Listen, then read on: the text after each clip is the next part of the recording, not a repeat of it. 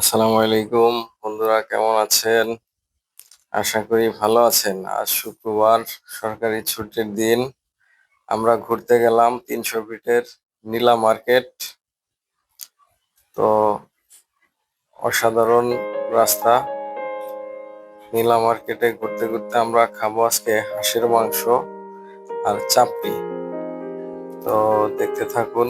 আমরা ভালো একটা রেস্টুরেন্ট খুঁজতেছি, সেখানে আমরা বসবো আর খেতে কেমন হয় খেয়ে আপনাদেরকে জানাবো আর কি।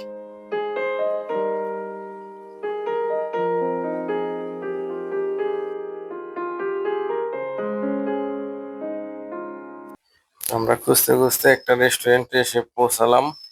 এখানে এইমাত্র হাঁসের মাংস রান্না করে নামালো, দেখলাম টাটকা টাটকা।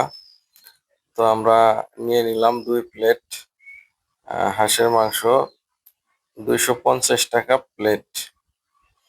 আর এই যে দেখতে পাচ্ছেন সাদা রুটি, রুমাল রুটি 25 টাকা পিস। আর এই চাপড়ি গুলো 15 টাকা পিস। তো আমরা এখন খেয়ে দেখি আসলে কেমন।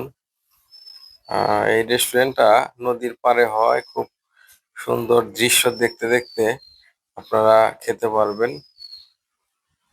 তো হাঁসের মাংসটা ভালোই ছিল। হাঁসের মাংস খাওয়ার শেষে মেয়ে বায়না ধরলো কাঁকড়া খাবে। তো নিয়ে নিলাম একটা কাঁকড়া আর 2টা স্কুইড ফিশ।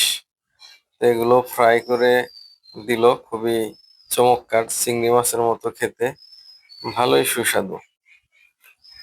তো এখানে বসে অনেকক্ষণ খাওয়া দাওয়া করলাম। তারপরে ঘুরতে ঘুরতে আবার সামনের দিকে যাব। তো দেখতে থাকুন।